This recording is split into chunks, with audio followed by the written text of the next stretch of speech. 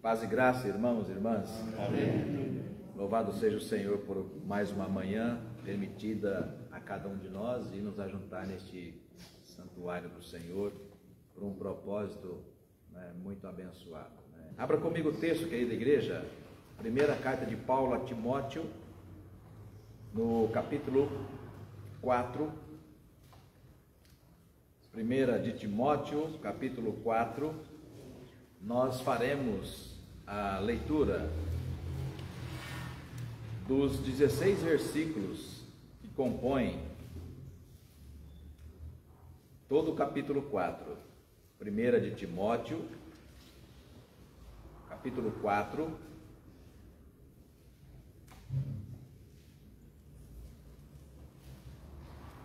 Todo o capítulo, que são 16 versículos, e a gente faz então a leitura de forma alternada.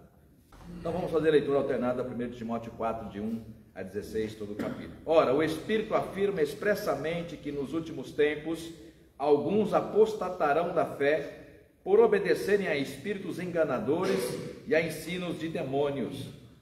Pela hipocrisia dos que falam mentiras e que têm cauterizado a própria consciência, que proíbem o casamento e exigem abstinência de alimentos que Deus criou para serem recebidos com ações de graças pelos fiéis e por quantos conhecem plenamente a verdade. Pois tudo que Deus criou é bom e é recebido com ações de graças, nada é usado. Porque pela palavra de Deus e pela oração é santificado. Exponda essas coisas aos seus irmãos, serás bom ministro de Cristo Jesus, alimentado com a palavra da fé e da boa doutrina que tem seguido. Mas rejeita as fábulas profanas e de pessoas caducas, exercita-te pessoalmente na piedade. Pois o exercício físico para pouco é proveitoso, mas a piedade para tudo é proveitosa, porque tem a promessa da vida que agora é daqui a sempre. Fiel é esta palavra e digna de inteira aceitação. Ora, é para esse fim que laboramos e nos esforçamos sobremodo, porquanto temos posto a nossa esperança no Deus vivo, Salvador de todos os homens, especialmente dos fiéis. Ordena e ensina estas coisas. Ninguém despreze a tua mocidade, pelo contrário, torna-te padrão dos fiéis na palavra, no procedimento, no amor, na fé e na pureza. E até a minha chegada aplica-te à leitura, exortação, ao ensino. Não te faças negligente para com o dom que há em ti, o qual te foi concedido mediante profecia, com a imposição das mãos do presbítero. Medita estas coisas e nelas ser diligente, para que o teu progresso, poderia pensar também a palavra sucesso, já que está tão na moda, a todos seja manifesto. Tem cuidado de ti mesmo e da doutrina. Continua nesses deveres, porque fazendo assim, salvarás tanto a ti mesmo como aos teus ouvintes. Amém. Deus nos abençoe mediante a leitura da sua palavra. Vamos mais uma vez orar, pedindo a direção do Senhor para esse tempo de reflexão. Vou pedir a nossa irmã Vilma, nos dirija ao Senhor. Senhor, nosso Deus e nosso Pai, em nome do teu Filho Jesus amado, papai, quero te agradecer pela oportunidade, papai, de estarmos aqui nesta manhã, aprendendo mais de ti, Senhor. Que em nome do Senhor Jesus, papai, nós possamos guardar dentro do nosso coração essa palavra e colocar em prática, Senhor, por onde quer que nós vá. Abençoa, Deus, o pastor que vai estar trazendo, Senhor, esse ensinamento para nós. É o que eu te peço e desde já eu te agradeço, em nome de Jesus. Amém. Amém. 2 semanas atrás, quando eu reiniciei meu trabalho como professor na Praia Grande, e como vocês sabem, já falei algumas vezes, das 10 turmas que tenho, dá aproximadamente 250 adolescentes, né? É bastante. E na primeira semana que teve início das aulas, e ainda não era, como se diz, né, para valer, porque eles foram para a escola, mas a direção da escola dizia que fazia apenas acolhimento porque vai ter em seguida, semana seguinte vai ter carnaval, uma semana inteira sem aula e como se fosse, né? Você quebra aquilo que começou lá. Então, depois do carnaval é para valer. E aí eu escolhi um pequeno vídeo que eu encontrei, indicado por um colega, professor, de um caso de um garoto de 22 anos, no interior do Maranhão, e um caso que chamou atenção porque de família muito pobre, o pai já trabalhava há 20 anos numa empresa de coleta de material reciclado. Né? Material reciclado é um nome bonito para quem trabalha mesmo com lixo que a gente joga fora. Né? E ele estava lá há 20 anos, o pai, e já nos últimos 4, o filho, depois que terminou o ensino médio, também passou a trabalhar com o pai, porque terminou o ensino médio, fez Enem ou fez alguns vestibulares, mas não passou, e foi trabalhar com o pai porque é a realidade. E um determinado dia, ele mexendo no material de trabalho dele, encontra um saco com um monte de livros, né? E ele pegou, levou aquilo para casa, e aí começou a ler e achou interessante, porque eram livros de medicina, né? E ele se encantou e começou a ler aqueles livros e começou um projeto pessoal. Saía 6h30 de casa para trabalhar, trabalhava até às 5, pegava 2 ônibus para voltar para casa, chegava em casa em torno de 6h30, 7 horas, tomava um banho, se alimentava, e aí começava por volta de 8h30, 9 horas da noite, indo até às 11h30, estudando aqueles livros que ele adquiriu. E depois pegou gosto e passou a também estudar, se preparando para o vestibular. Enfim, moral da história, e é verídica, ele passou em 3 universidades federais para medicina. Né? Então, e é um vídeo que tem aproximadamente 5 minutos, não quer dizer, para a nossa idade é rápido, né? Não, como é que é? Não, para a nossa idade, não, como é que fala, né? Para a nossa idade é um vídeo pequeno, né? Para a geração de 16 a 20 anos é um vídeo enorme, tanto que o TikTok são segundos, né? E, enfim, mas tentei passar para eles e alguns se surpreenderam, porque a ideia que eu estava destacando era quem são os nossos ídolos, aspas, né? Ou seja, quem são as pessoas que os jovens admiram? Está tão na moda a expressão influencer, né? Quem de fato influencia os nossos adolescentes e os nossos jovens? Percebe? Nós adultos também temos pessoas que nós admiramos, né? E essa admiração precisa ter limites, né? Porque se a nossa admiração por pessoas não tiverem limites, a gente corre o risco de trocar o nosso maior exemplo, ainda que humano, divino, que é Jesus, né? Por pessoas que de repente não nos deixam nenhum legado, nada que de fato depois de peneirado sobre, né, para fazer algo, por exemplo, em favor do reino de Deus. E o tema da nossa reflexão nessa manhã será a clonagem de um discípulo cristão. Não precisa dizer para mim, mas tente pensar, tente lembrar, talvez na sua família ou mesmo na igreja, que você congrega há tantos anos aqui, há décadas, né? Pense por alguns instantes, né, para responder para si mesmo, não precisa dizer para mim. Se você tivesse que clonar, né, alguém, clonar é repetir, né, pegar a sequência genética, né, do genoma humano e fazer uma cópia, né? Ó, eu vou copiar essa pessoa, né? E porque essa pessoa faz muita falta na minha convivência, na minha igreja. Essa pessoa, né, é a pessoa que eu gostaria de ser. Todo mundo tem alguém assim ou algumas pessoas assim. Desses 2 anos pastoreando essa igreja e visitando as famílias dessa igreja, o nome que mais se sobressai ouvindo é a dona Iracilda. Percebe? Será que a dona Iracilda imitava Jesus? No que falava, no que fazia, né? Então, um discípulo cristão, irmãos e irmãs, ser cristão, né, não pode estar, a palavra cristã não pode estar vinculada ao nome da igreja, como vem acontecendo há algumas décadas no nosso país. A impressão que tenho é que a gente, né, ou a gente, parte da gente também, mas os evangélicos do nosso tempo, né, são mais devotos à igreja, à denominação e à pauta que a igreja adota do que propriamente a Jesus. E fazendo uma pausa e retomando o que disse há pouco sobre os adolescentes na Praia Grande, né? A imensa maioria tem como ídolo quem? Neymar. Os meninos gostam muito de bola, as meninas, influencers no mundo digital, no mundo do YouTube. Então percebe que é uma vida muitas vezes, né, vazia, porque eu disse para eles, o Neymar é 1 em 1 milhão. O meu irmão mais velho, um dos meus irmãos mais velhos, o Joel, tem um filho adolescente, tem 15 anos, e está aí, joga, como diz o meu irmão, né?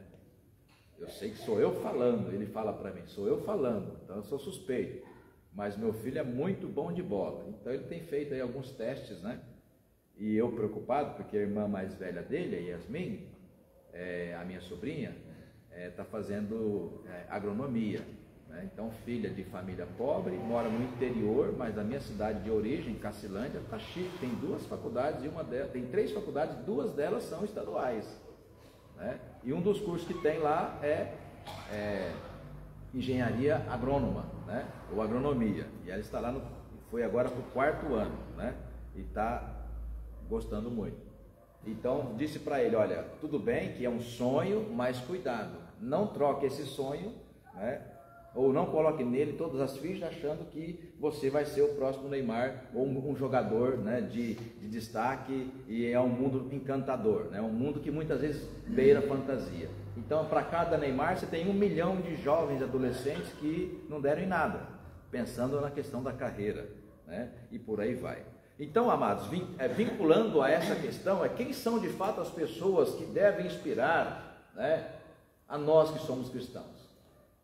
Quando a gente fala em inspirar, o que as pessoas estão falando que a gente gostaria de falar também. Porque ser humano é o que fala, o que pensa e o que faz.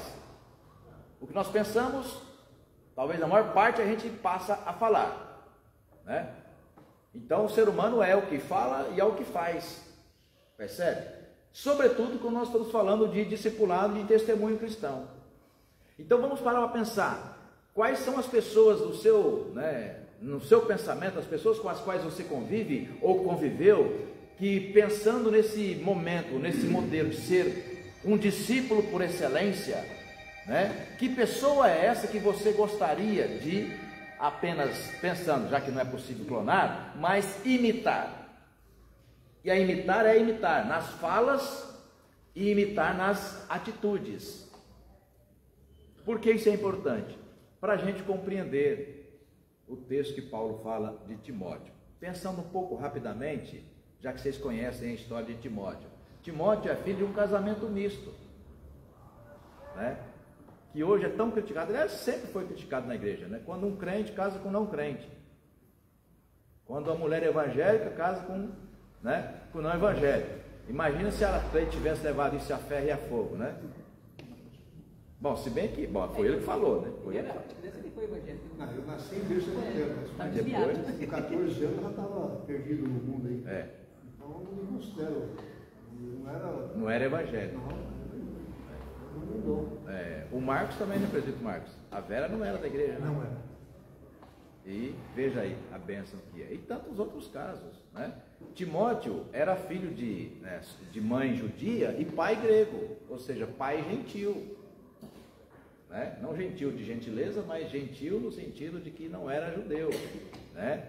E havia vários preconceitos já. Paulo fala disso porque quando Paulo foi levar Timóteo, que já era jovem, na sua viagem missionária, Paulo precisou circuncidar Timóteo, porque ele era grego, não era judeu, e quem circuncidava o filho era o pai, e não a mãe judia, mas o pai era grego, então ele não frequentava o templo, não frequentava a sinagoga, então não batizou, hoje seria batizar, não batizou o seu filho, né? E aí Paulo queria levá-lo, mas muita gente, geralmente era, né, os crentões da época, os fariseus, né, começou a fazer reparo no ministério de Paulo, porque estava andando com Timóteo, discipulando Timóteo.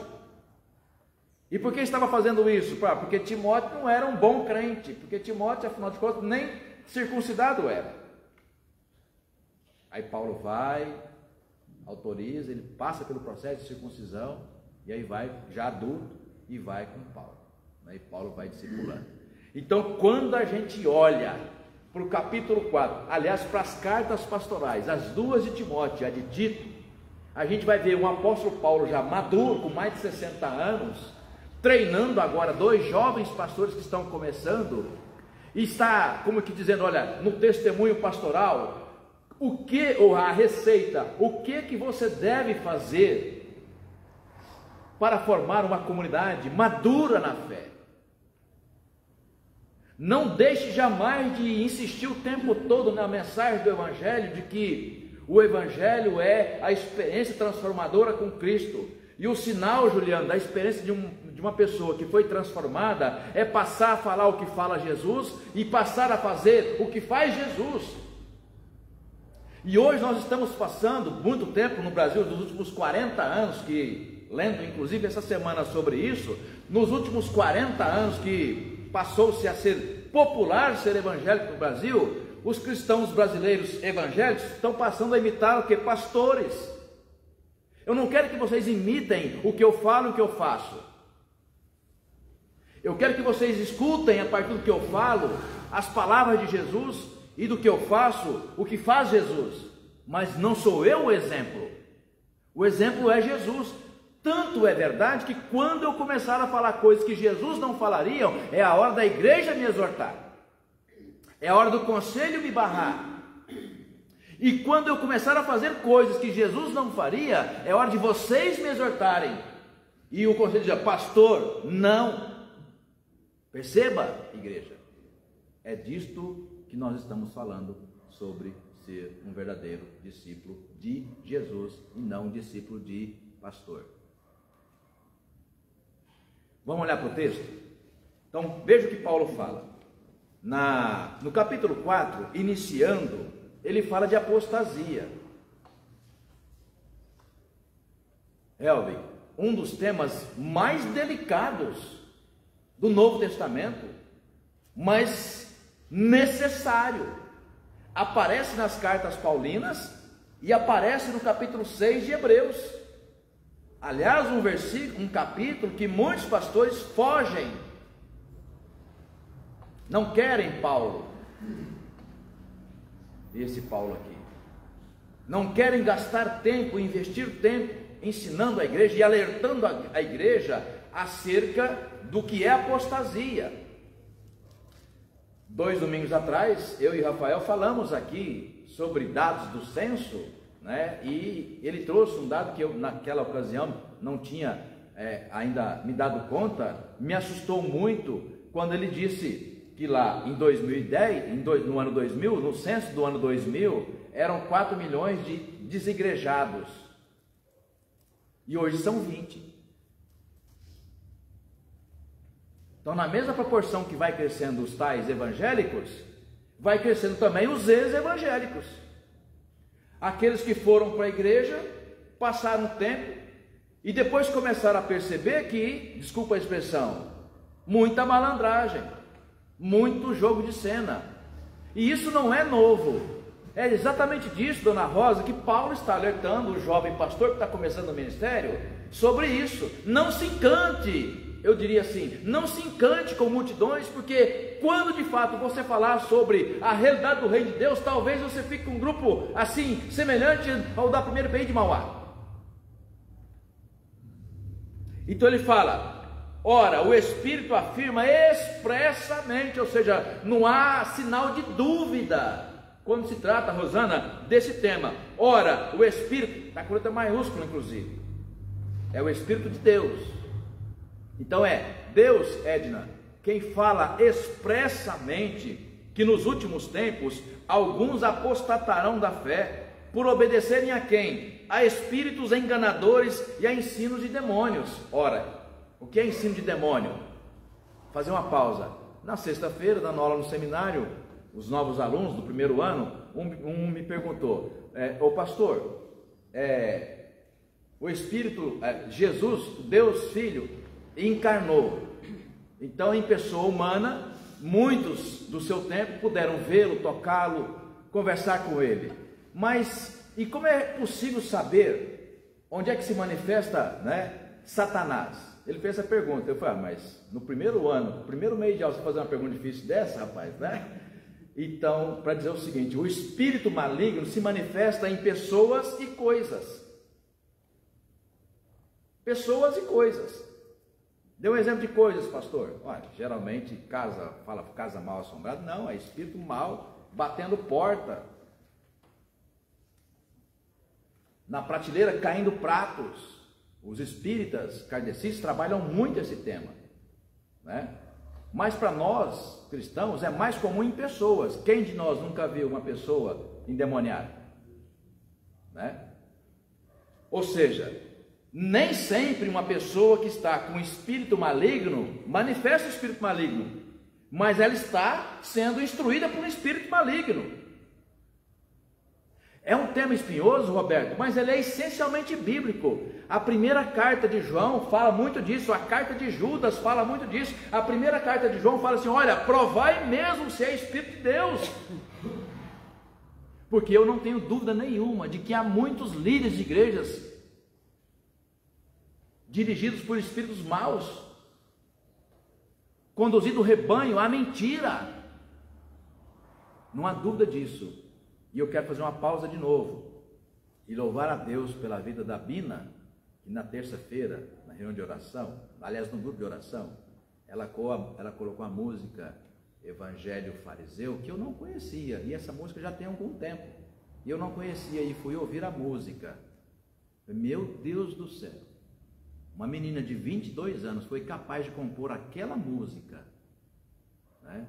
E aí coloquei no grupo da igreja. O Diego, que é pouco aparece no grupo da igreja, na hora ele foi lá e curtiu, né? Interessante. Aí eu fui para a internet para pesquisar sobre essa música. Pensa, líderes de mega igrejas, por que será, né? Estão batendo muito na música e também na compositora, né?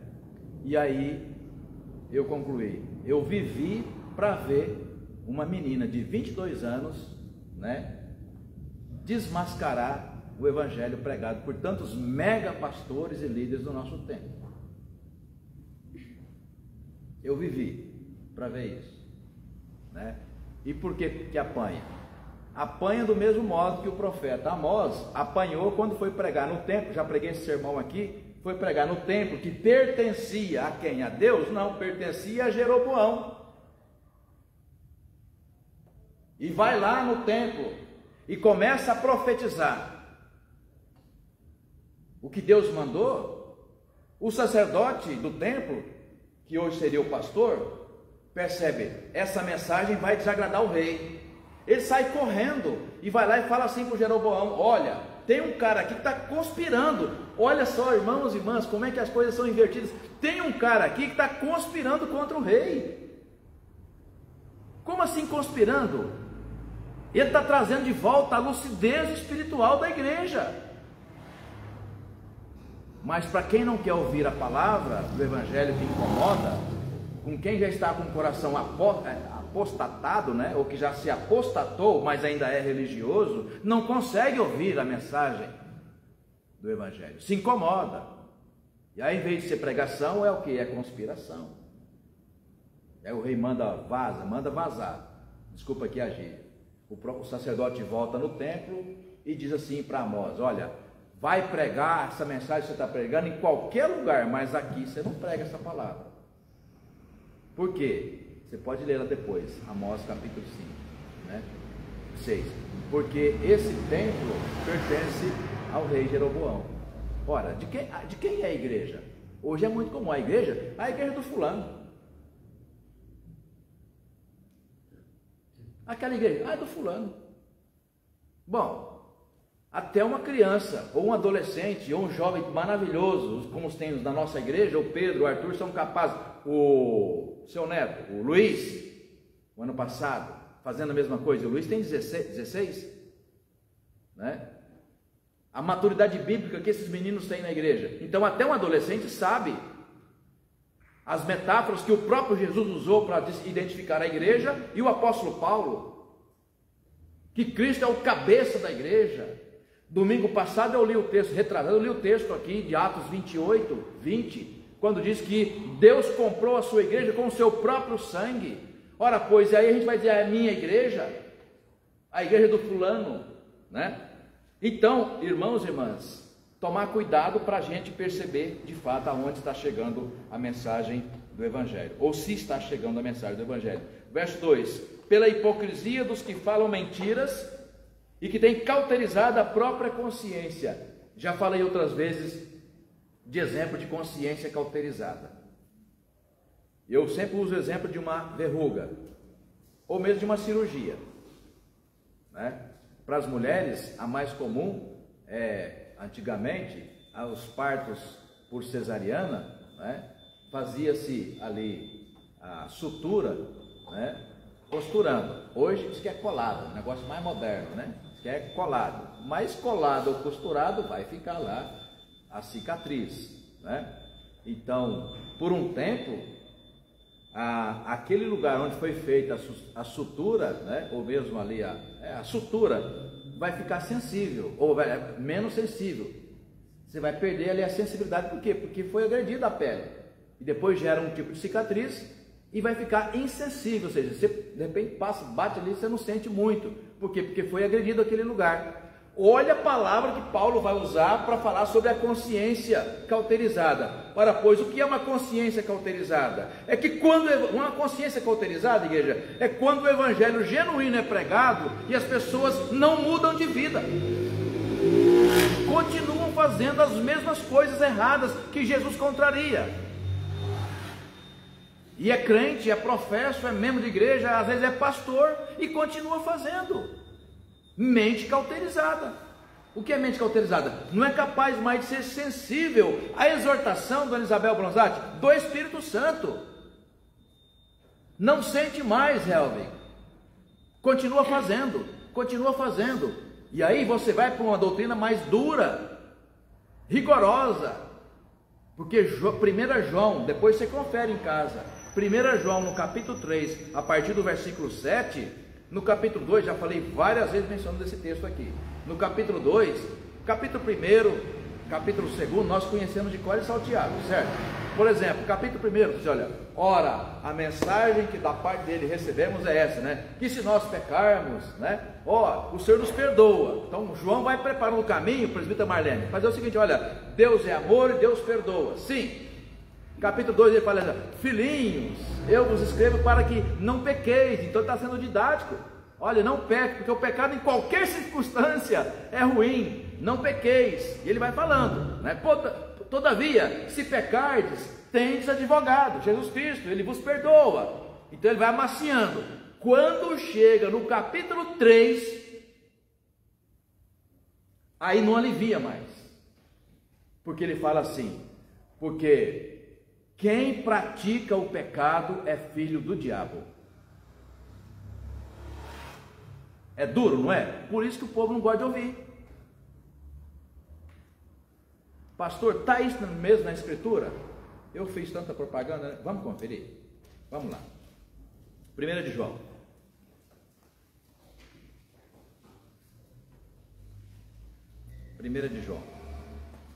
Capítulo 1.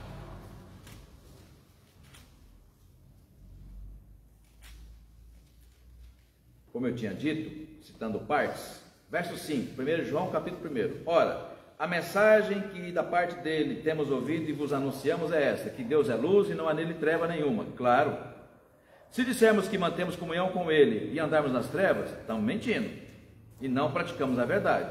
Se porém andarmos na luz, como ele está na luz, mantemos comunhão com os outros e o sangue de Jesus, seu Filho, nos purifica de todo pecado. Ok. Verso 2, filhinhos, estas coisas, capítulo 2, verso 1. Essas coisas vos escrevo para que não pequeis. Se todavia pecardes, alguém pecar, temos advogado junto ao Pai, Jesus Cristo o justo. E ele é a oferta, a propiciação pelos pecados, e não somente pelos nossos próprios, mas ainda pelos do mundo inteiro. Vai falando disso. Vai para o capítulo 3. No capítulo 3, como se diz, né? Ele vai perdendo a paciência com o crente recorrente no pecado. Verso 7. Filhinhos, 3:7, você encontrou? Amém? 3:7. Filhinhos, não vos deixeis enganar por ninguém. Aquele que pratica a justiça é justo, assim como ele é justo.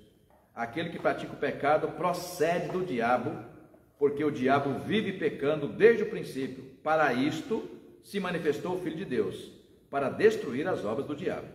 Todo aquele que é nascido de Deus, o quê? Então vamos parar aqui. Quem que é o nascido de Deus, Leila? Há duas formas básicas para a gente falar de quem é nascido de Deus: a verdadeira e a falsa. Você quer que eu comece pela verdadeira ou pela falsa? Vamos fazer uma votação aqui? Há duas formas de falar de quem é nascido de Deus. Você quer que eu comece pela verdadeira ou pela falsa? Pela falsa. Pela falsa? A falsa é o seguinte: você olha o exemplo típico de um fariseu, que a menina denuncia no Evangelho. Quem é o fariseu? Vou dar um exemplo claro. É aquele que chega na igreja, cumprimenta todo mundo, respeitoso, né? Ora bonito, lê a palavra, né? Quando termina o culto e vai embora, só brincando, né? Só Jesus na causa. É o que bate na mulher, é o que faz gesto feio no trânsito, é o que engana funcionário ou patrão. Assim, como é possível? Como é que essa pessoa está aqui na igreja, amável, ora bonito, e quando, ou seja, um anjo, e quando sai da porta para fora vira um demônio, né? Esse é o nascido de Deus fake. Ele finge que é, mas não é. Lembra lá na época que o Milton era jovem, passava, já antecipou aqui, né? É o Denorex. Parece, mas não é. Essa é a falsa. E poderíamos falar aqui muitos outros exemplos para embasar isso. E não é coisa da minha cabeça não, é bíblica, muito bíblica. Porque está o tempo todo aparece isso na Escritura, Antigo e Novo Testamento. Mas quem é o verdadeiro convertido, né? O verdadeiro convertido é aquele, primeiro, que é aquele que não esperava, é aquele que foi pegado, Deus se foi lá e pôs a mão e separou. O exemplo próprio é o próprio Paulo ou Saulo. Não queria, ao contrário, perseguia. De repente Deus vai lá e fala assim, ó, sopra. O homem cai prostrado, e quando levanta, pianinho, Juliano, pianinho, na mão do Senhor. Aí vai lá para casa, na rua que chama direita, levanta lá, o nome dele? Ananias. Obrigado. Ô, igreja bonita. Levanta o Ananias, vai lá, mas ele não, vai lá, bota a mão na cabeça desse cara, vai lá. Quando coloca a mão na cabeça dele, Atos 9, 16, ó, 15. Este será para mim instrumento escolhido para levar a minha palavra, que é aos gentios, para fora de Jerusalém. E você tem dúvida da conversão de Paulo? É disso que nós estamos falando, acerca do que faz um crente e do que fala um crente. E crente é crente em qualquer lugar, é na igreja e principalmente fora da igreja. Então um discípulo de Cristo é o que imita Cristo no que faz e que imita Cristo no que fala. E é por isso que João perde a paciência aqui no capítulo 3, quando ele vai dizer isso, olha, quem pratica o pecado. Vamos fazer uma pausa. A diferença entre pecar, sim, porque nós crentes também pecamos, Dona Isabel Bronzatti. A diferença entre pecar e prática do pecado, tá? Exemplo de pecar, né? Pô, nós temos a natureza, né? E aí de repente o Everton chega ali e fala assim, ô pastor, é o seguinte, sermão do senhor de domingo passado, né? Ô sermãozinho sem vergonha, hein? Pensou? Eu aceito mexer em quase tudo no meu ministério. Eu só não aceito na mensagem. Porque eu não prego o que eu quero. Eu prego o que Deus manda. Isso é testemunho. Você pode acreditar ou não. Então você pode falar do meu cabelo que não existe. Você pode falar da minha roupa mequetrefe. Você pode falar de qualquer coisa. Pode falar dos meus filhos, da minha mulher, de mim, né? Pode falar o que você quiser. Mas não ouse falar da mensagem. Talvez até para defendê-la eu peque. Eu vou falar um monte de coisa para o Everton que eu não deveria falar, percebe? Então, um crente peca. Só que quando ele peca, Quem entra em cena, irmãos? Igreja bonita? O Espírito Santo entra em cena. Ele vai começar a fazer, olha, você não devia falar isso. E agora que você falou, arrume isso. Não foi o Everton que falou, porque só ele ouviu, porque eu falei direto para ele. Não foi o Everton que falou. Quem falou? Antes do Everton falar, o Espírito Santo já falou, você não devia falar isso. Agora que você falou, arrume isso. Irmãos e irmãs, se eu não sentir consciência pesada quando peco, você já tem a resposta. Eu sou um crente fake. Pode falar. As coisas já ocorrem no sobrenatural, dando algumas circunstâncias. E através da oração que vem a revelação. Que na verdade no sobrenatural muitas pessoas fazem o que estão aqui. E a palavra de Deus mostra o tempo inteiro Deus revelando. Quando Moisés teve um encontro com Deus a Sate, Deus falou para Moisés: eu sei que no pronto está sofrendo de Jesus. Preparou, ele preparou Moisés. Quem diria que Moisés fazer tudo o que fez? Né? Pois é. Então eu creio na oração, que o Espírito Santo que fala, a gente recebe, mas cabe a nós orar, porque para cada pessoa o desígnio é diferente. Para mim, ele fala de um jeito, para o lado do outro. Mas fala. Mas fala e convence. E se for o caso, faz que não. Faz a prova e contra a prova. Então, e aí você, no verso 8 então, de João 3, 1 João 3, 8, aquele que pratica o pecado procede do diabo. Então, pecar, né, um crente quando peca, ele peca e tem a sua consciência tocada. Se você colar com o texto, que é o texto base da nossa reflexão, né, segura 1 João aí, e volte lá para 1 Timóteo 4, e você vai ver exatamente o tema que nós tínhamos parado, né, o versículo. 1 Timóteo 4, 2. Lê aí, Milton, por favor. 1 Timóteo 4, 2. 1 Timóteo 4, 2. Pela hipocrisia dos que falam mentiras e que têm cauterizado a própria consciência. Pronto. Então, a cauterizada consciência é o crente que peca, a consciência dele entra em cena, entra em ação. Por quê, Bina? Porque o Espírito Santo atua na nossa consciência. Tá? E aí, ligando a fala do Pedro na abertura da escola dominical, né, a gente quer ser guiada muito pelo coração, que é sentimento. Viu, dona Vilma?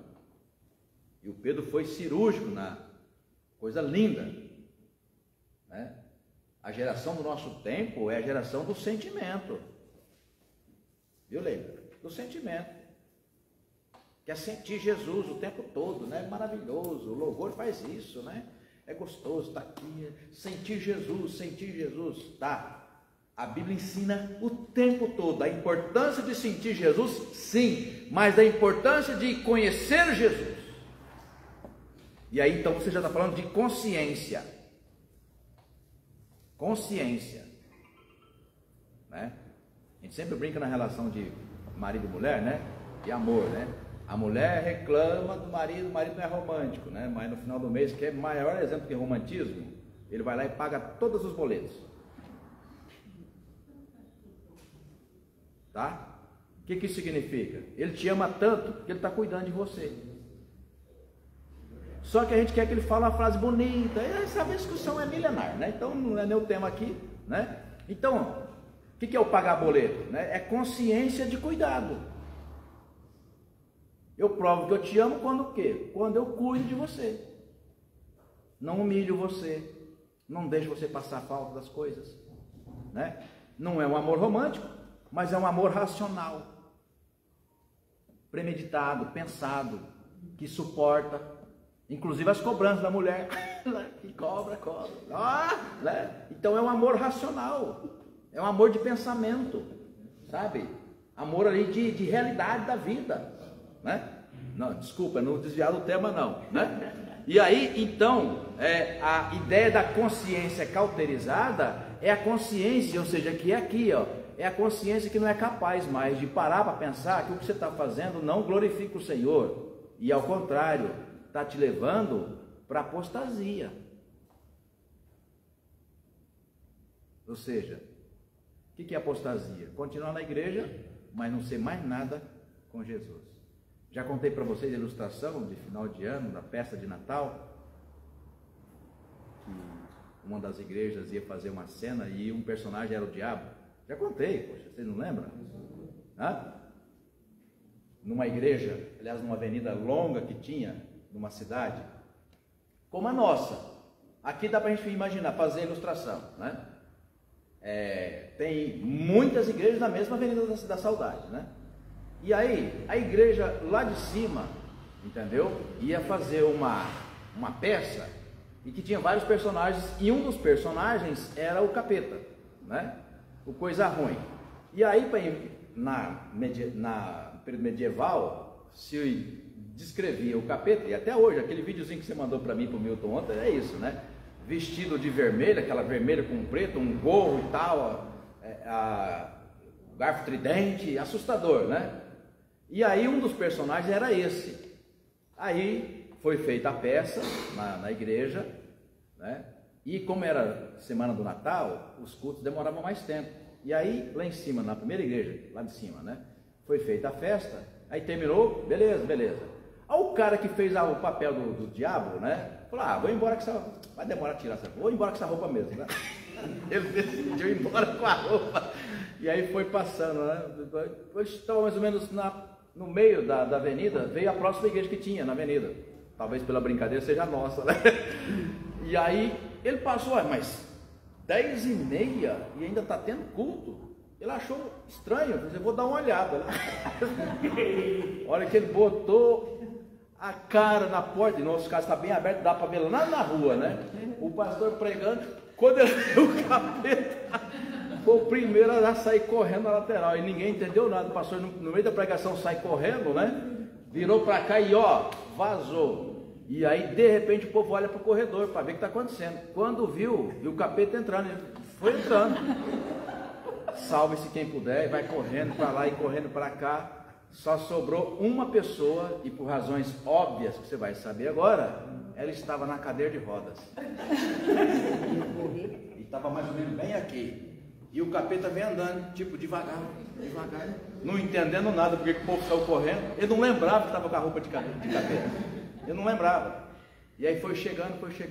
Quando faltava mais uns 2 metros até chegar à cadeira de rodas, a mulher não se aguentava. A licitação era mulher, mas podia ser homem, né? A pessoa não se aguentava mais de medo, e ela já se antecipou, disse, ô senhor capeta, é o seguinte, ó. Tipo, eu fui a única que não consegui correr, né? É o seguinte, ó, eu estou aqui há 50 anos, mas não tem nada a ver com esse povo aqui.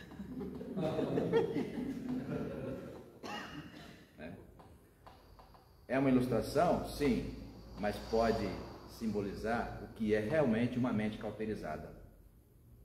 Uma mente cauterizada, Lili, é uma mente que não é capaz mais de perceber a diferença entre a verdade e a mentira, entre o que glorifica a Deus e o que desonra a palavra. E é isso que nos identifica como verdadeiros cristãos. E eu não conheço, irmãos e irmãs, outra forma da gente adquirir essa capacidade, senão por meio de ouvir a palavra de Deus. E a palavra de Deus é Bíblia, é livro. O livro pressupõe o quê? Investimento de tempo. Bíblia você tem que investir tempo. Não é revelação que você lê 3 versículos e já entende a Bíblia inteira. Assim, não. Bíblia é um projeto pessoal. Viu, irmãos? Bíblia, conhecer a Bíblia é um projeto pessoal. E alguns crentes aceitaram esse projeto pessoal e são maduros na fé. Aliás, Paulo mesmo, também falando a Timóteo, vai dizer, né? É aquele que manuseia bem a palavra da verdade, né?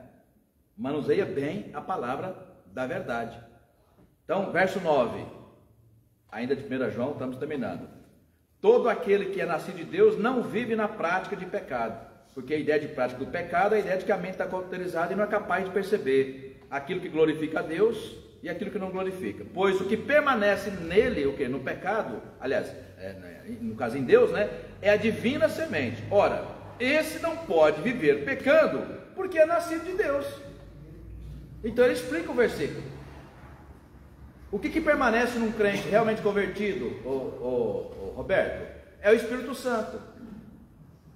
O que ele chama de divina semente, Niceia, é o Espírito Santo. Que quando nós somos convertidos, nós somos batizados. Paulo vai usar a expressão selo. Nós fomos selados no Espírito Santo. E por que razão? Exatamente para a gente não pecar sem saber que está pecando.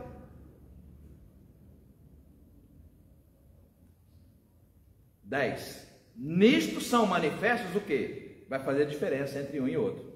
Nisto são manifestos ou revelados o que? Os filhos de Deus e os filhos do diabo.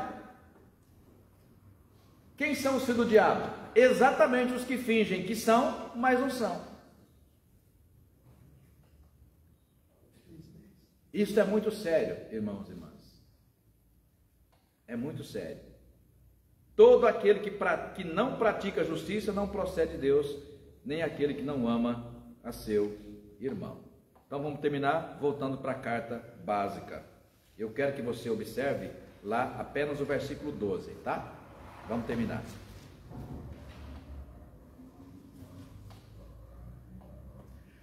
Só lembrando, então Paulo vai colocando a diferença, né? Em todo o capítulo 4, ele vai colocando, né, o caminho errado e o caminho certo, né? E dentro do caminho certo ele vai dizendo, você tem que seguir naquilo que de fato você foi chamado para ser. O caminho errado ele fala, tanto que eu cito aí o versículo 7, né, que sempre dá polêmica, né? Mas rejeita as fábulas profanas e de velhas caducas. Eu não gosto de usar a expressão velhas caducas, né? Alguns, de modo popular, pensam que velha caduca é uma senhora idosa. Não, velha caduca são pessoas idosas e que estão caducando, e aí não é um caducando porque está tendo senilidade. Não, é uma metáfora que Paulo usa para dizer o seguinte, olha, tem gente que está há décadas aí na igreja, mas não aprendeu o básico ainda, né? Então, olha, não perca tempo com isso, ou se livre dessas pessoas, que elas não plantam, elas só arrancam. Então ele fala, cuidado, né? E aqui não é homem nem mulher, são pessoas que... Tá, e o que é possível de acontecer nesse sentido? É a pessoa que está há tanto tempo, mas tem uma mente cauterizada, né? Por exemplo, já encontrei no ministério assim, tive de lidar com isso no conselho, né? Um dos presbíteros mais duros que tinha ali, né?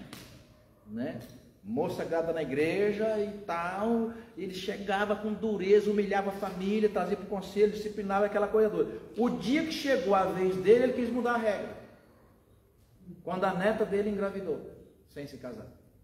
Percebe?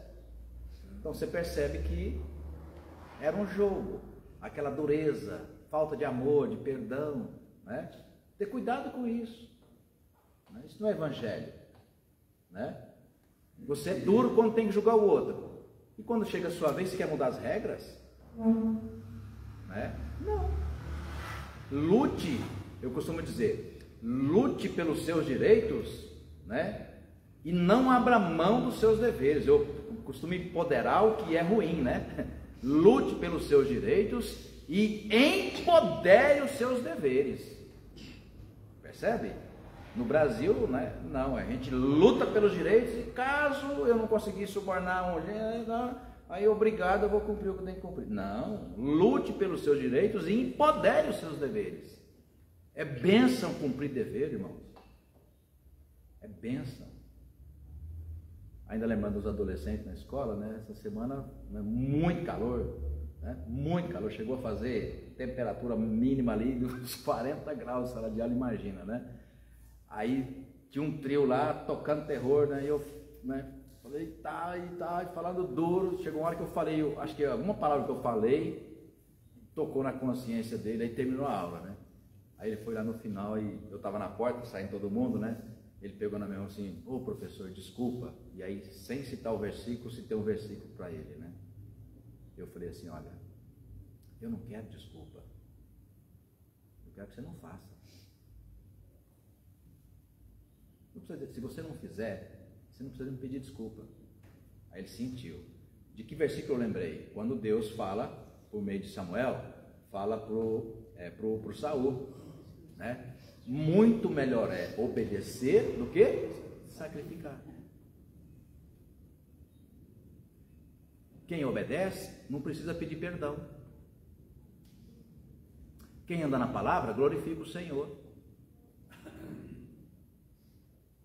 Percebe? Então é disto, né? E é isso que Paulo vai falar para Timóteo, faltando 5 minutos, e eu termino, verso 12. Ninguém despreze a tua mocidade. Pelo contrário, torna-te padrão dos fiéis. Como? A palavra padrão em grego, torna-te padrão em grego, é apóstrofe. Então, apóstrofe dá mais ou menos essa ideia aqui, ó. Imagina num lugar onde tem uma multidão e está todo mundo perdido e de repente aparece alguém. Quem é esse alguém? É o GPS. Brincadeira, né? Gente, ó, por aqui, vem comigo. Eu encontrei a saída. Com segurança, pode vir, ó, é por aqui. Milton, é isto que Paulo está falando para Timóteo quando ele fala, torna-te padrão. Ou seja, numa comunidade onde estiver todo mundo perdido, de tal forma, Helvin, que as pessoas não sabem mais, por tanta enganação e mentira que foi pregada nas últimas décadas, quando encontrar um momento na sociedade brasileira, dos evangélicos, onde quase que ninguém mais consegue discernir, de forma infantil até o que é o evangelho, ele fala, você é o padrão, torna-te padrão, você, ó, levanta a mão, ó, apóstrofe, ó, é aqui, vem todo mundo comigo com segurança, porque aqui é o caminho. Paulo Alves, é isto que Paulo está dizendo, seu xará, para Timóteo, começando o ministério. Vão tentar desprezar o seu pastorado, aí não é porque você é jovem, porque não há nenhuma dúvida de que a mão que foi imposta sobre você pelo presbitério, não há nenhuma dúvida que você foi vocacionado. Mas quando alguém prefere ouvir a mentira e Deus levanta alguém para falar a verdade, claro que vão tentar abafar quem está falando a verdade. Porque a verdade incomoda, ela machuca quem ouve, machuca os ouvidos, machuca a consciência, machuca o coração. Quer um exemplo prático? Quando Natã foi falar para Davi, contando a história das 1000 ovelhas com uma ovelha. Quando Davi, achando que o pecado tinha sido praticado pelo outro, e a comparação maravilhosa, magnífica que o profeta usou foi essa, olha, um cara tinha 1000 ovelhas, o outro tinha só uma, e aquela única ovelha pulou a cerca do cara que tinha 1000 ovelhas, ele foi ainda comeu ovelha, matou ovelha. O que esse cara merece? Davi, se não sou eu, claro, né? Melhor que a morte. Veja um ímpeto para julgar o outro. O que o profeta fala para ele? Esse é você. Aí começa a denunciar o pecado dele. Aí ele quer mudar as regras, Isabel. Não, mas olha, sabe como é que é? Aí ele escreve o Salmo 32, o Salmo 31, 51. O 32 ele usa assim, ó, né? Os meus ossos, eu senti como que os ossos esmagando dentro de mim, quando eu o quê? Calei os meus pecados. Ou seja, enquanto eu tinha calado, cara, você cala na voz, mas não cala na consciência, porque ali já trabalhava o Espírito Santo. Cara, o que você fez é nojento. Ninguém sabia, mas quem devia saber, nunca deixa de saber, que é o Espírito Santo. E esmagava ele, todo santo dia esmagava. Você tomou uma mulher que não é sua, você engravidou, você tentou esconder a mentira, não deu para esconder, você coloca o homem na frente da guerra, da batalha, para matar o homem, para ficar com... Cara, pelo amor de Deus, quem que falava isso?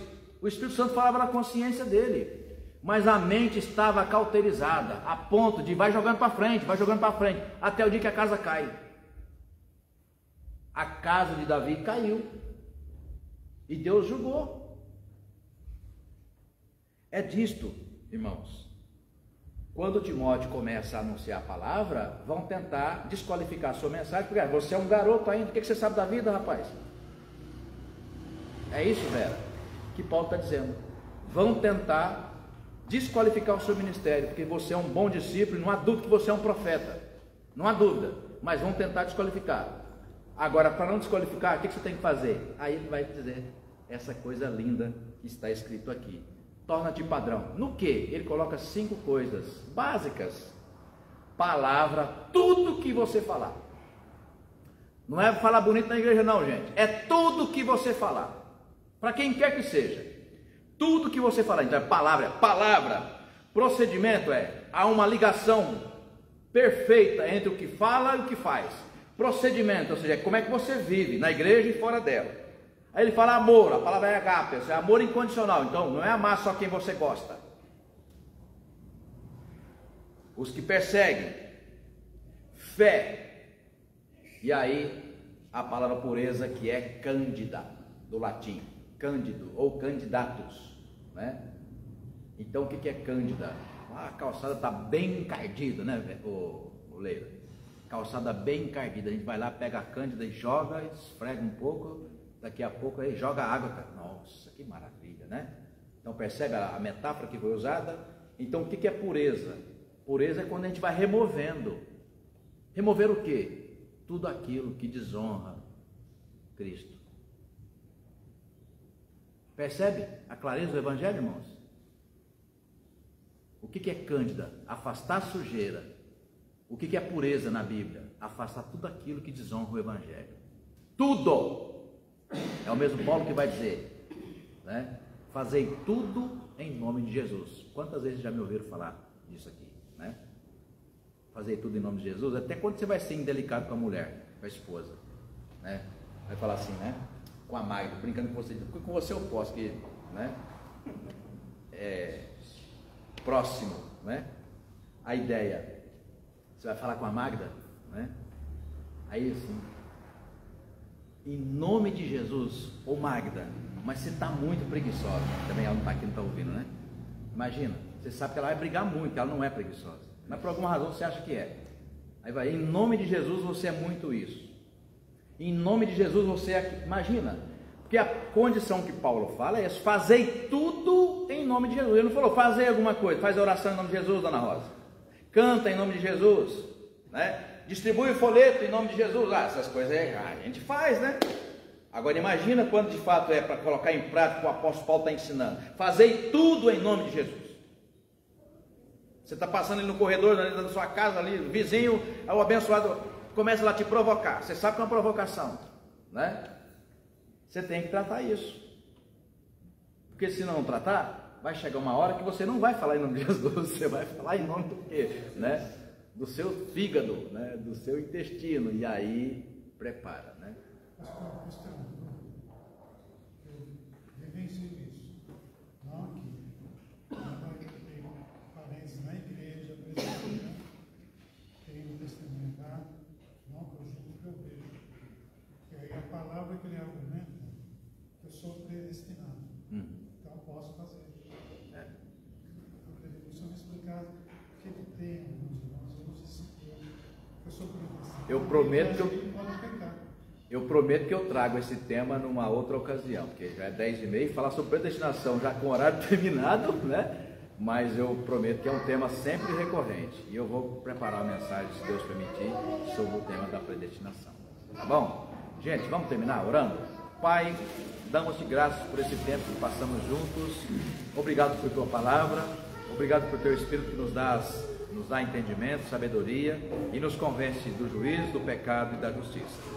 Leva-nos de volta para os nossos lares, guarda-nos sob o teu cuidado. Oramos em Jesus, nosso Salvador bendito. Amém.